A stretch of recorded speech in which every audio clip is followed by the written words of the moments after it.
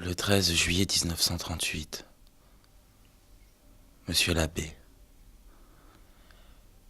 J'ai 23 ans et je suis étudiant.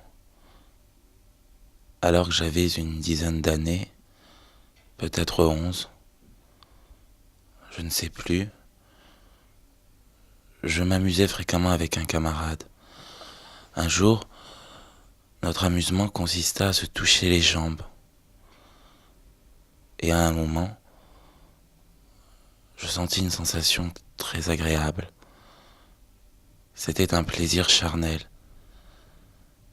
Dès lors, les amusements de ce genre se répétèrent souvent, car l'impression, ou plutôt l'émotion, m'attirait.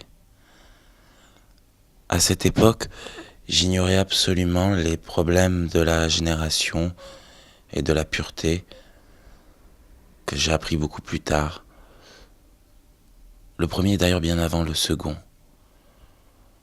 Je n'avais aucun attrait pour le sexe et j'étais persuadé qu'il ne pouvait y avoir de péché d'impureté que dans les rapports, que j'ignorais d'ailleurs.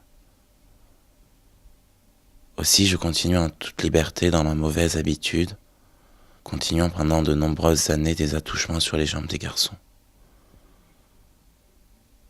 J'éprouvais souvent de fortes pollutions.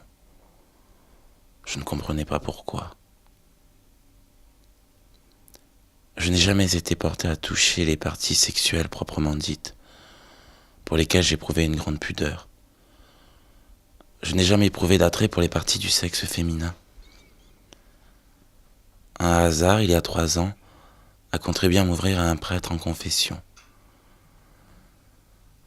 Dès lors, jamais plus je ne me suis livré volontairement au plaisir d'autrefois, mais dès lors les difficultés ont surgi. La joie a disparu.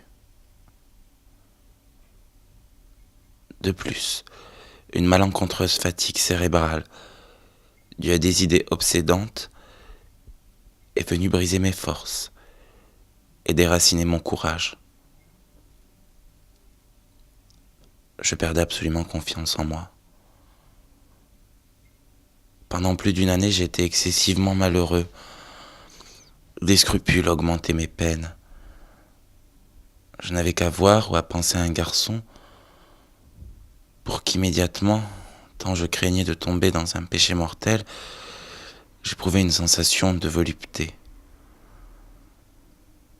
D'autre part, j'étais extrêmement attiré par l'attrait des enfants, et chaque fois que je posais mon regard sur un garçon, la sensation que j'aurais voulu éviter et que je m'efforçais d'empêcher arrivait.